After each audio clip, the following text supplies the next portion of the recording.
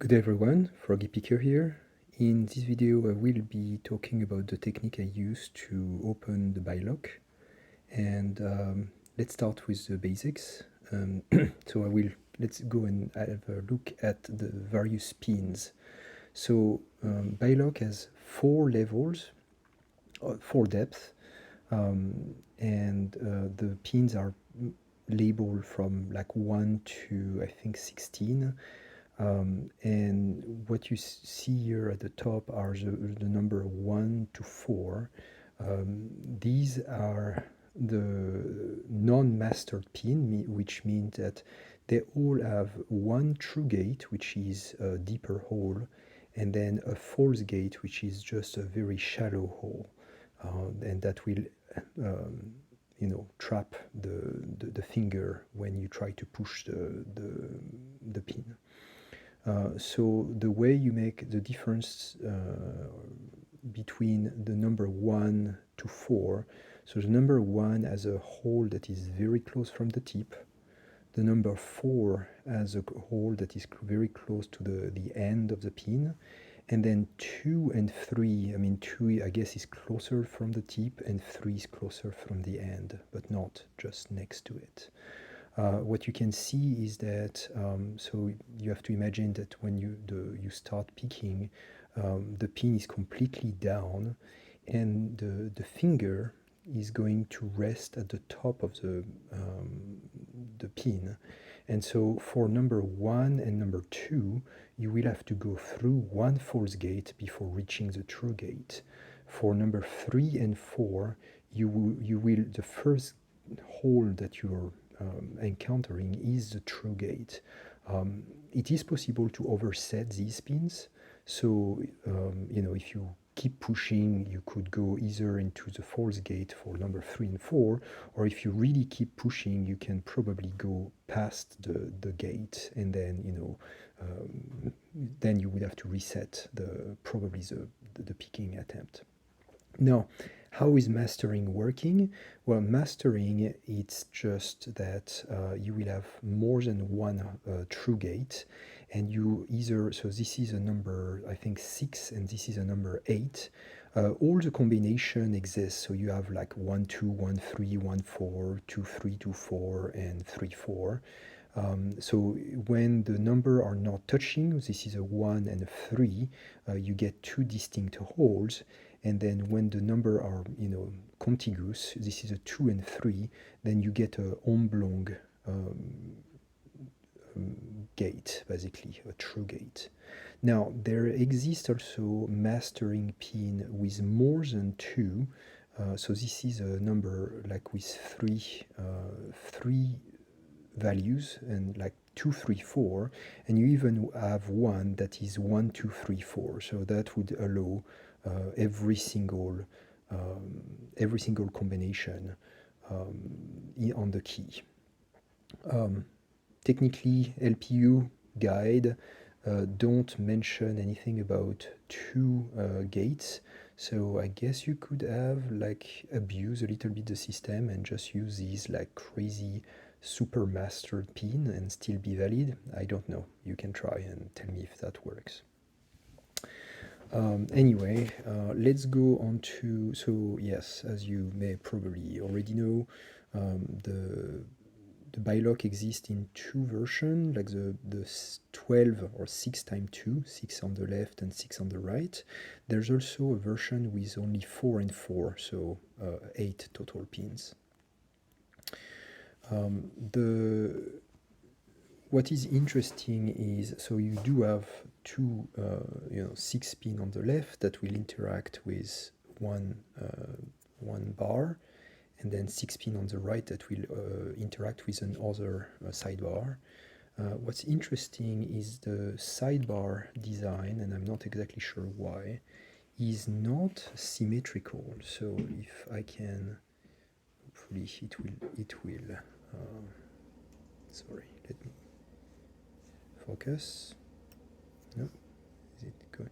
Well, so you can see there is a flat section, and so the flat section should be always oriented to the top, so of the lock. And what that creates is actually, at least on the lock, on my lock, which is a Gen 1, and I also checked a few videos on YouTube of Gen 1s, and they seem to have the same behavior. This asymmetrical profile is, I think it's a flow, design flow, because it's what happens is that when you're picking, one of the bar is going to bind first before the other one, and we'll go and see that while when we do the technique, the picking technique. And so really what you're dealing with is two locks of 6 pin and not one lock of 12, which is a pretty big advantage when you're trying to pick.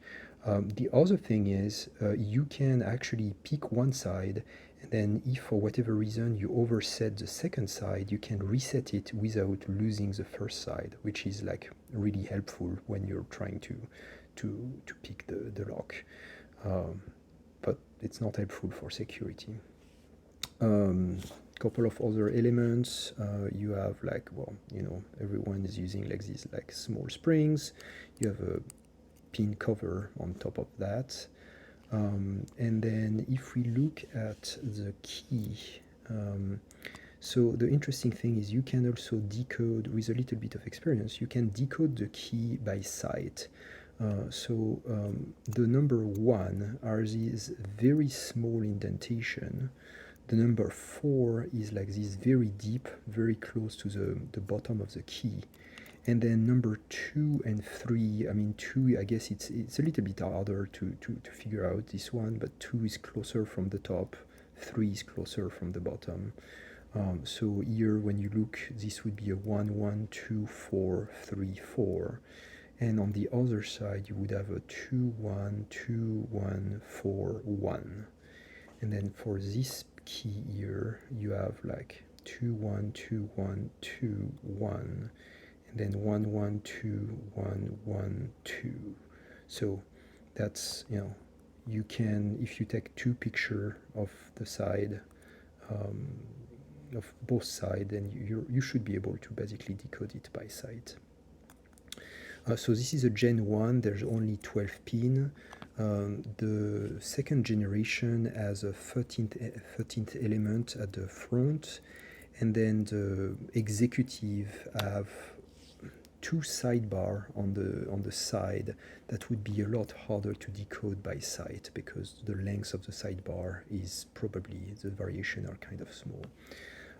So anyway, that's all for like the, oh yeah, and I guess I just, so if you were, what do you use to pick the Bilock? Well, you need a half diamond, that's probably the easiest.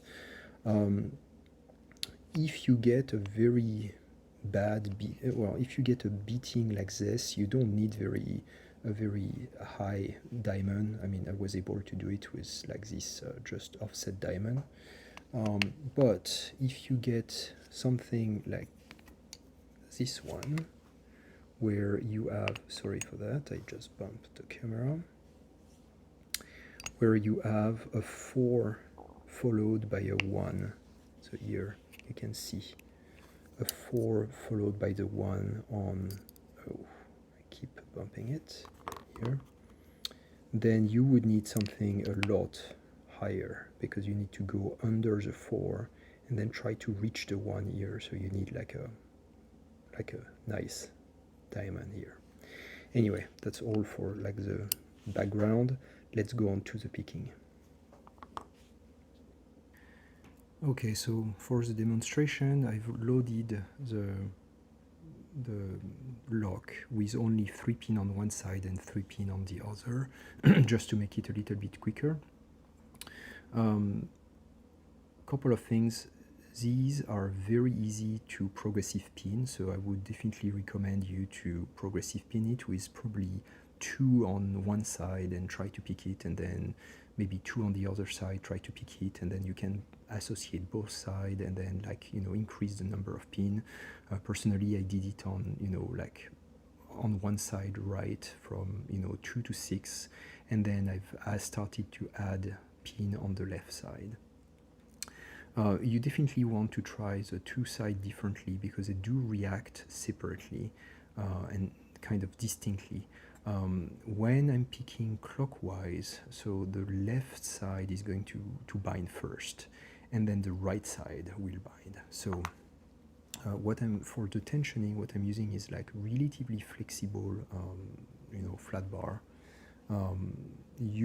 People have made some specific tensioners that would go in the groove and then with like two fingers. It's probably safer. The reason is you do need some tension to pick this lock, and so if you really go too strong, you could bend that center post here that is here, and that would render your lock unusable. So that's probably not something you want to do. The other thing is this version that I have has the updated sidebars that are steel. The original sidebar are in brass, and they're prone to breakage. So you can either, if you put too much tension, you can bend the fingers or you can break them, which is actually one of the attack or vulnerabilities that is described in the bypass, like whatever, the paper on the Bilock that was written. So I'm picking clockwise here, so the left will bind first. The left side has a tendency to be very grabby at the beginning, so here I'm putting quite a lot of tension, and then I'm going to figure out who is the binder. So 1, 2, okay, are kind of floating. 3 is binding, and it's pretty hard. I can't really move it, so I'm going to release the tension and just like move it along, and then same thing, 1, 2. So at that point, I'm just trying to put the pin into a gate at that point. And so once they are in the gate, or false gate, whether it's true or false, what you're going to do is you're going to jiggle test. So you just go on a pin and then you try to move it. So here I can see that number 1 is not moving, and it's probably in a false gate. So I'm going to push it, release the tension, and push it to the next gate if I can. Okay, here it is. So I went to the next gate, and now it's jiggly. So I can go to the next one. Okay, next one is jiggly. I pushed it maybe a little bit.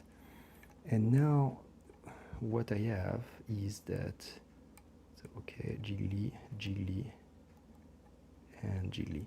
So this left side, I kind of realized that it's acting a little bit like tapered. So what you have to do is, okay, I had to tap the pin like multiple times, and then you saw there was a false set, like a click. And what that means here is that all the pins of the left side have been set. So you probably have to push them and then to the gate, and then like tap them a couple of times, and then you will get it.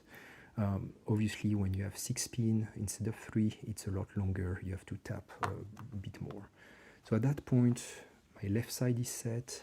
I will go to the right side, and I'm just like changing my tensioner side here, and I will use kind of heavy tension, and same thing, try to find who's the binder. So here, the right side behavior is a lot less tapered, for lack of better word. So first one is not binding, second one is not binding.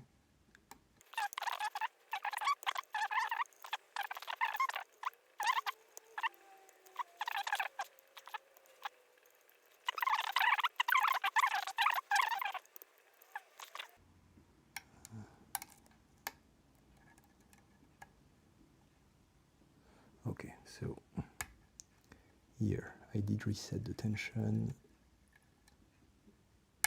Oop.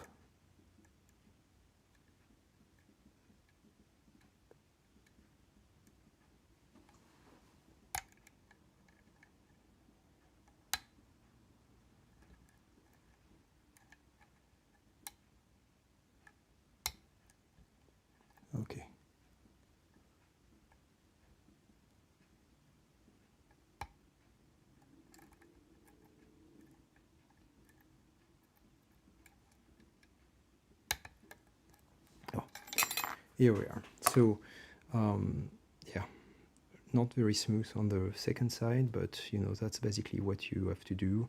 You increase the tension, find the binder, try to push it to the next gate, and you know, and then rinse and repeat. And then if everything seems to be set, just like go and tap around until you get set. Anyway, that's all for today. It's already been way too long. Thank you for watching. Remember the rule, only try this at home and leave any ferrule locks to professional. Thank you. Bye.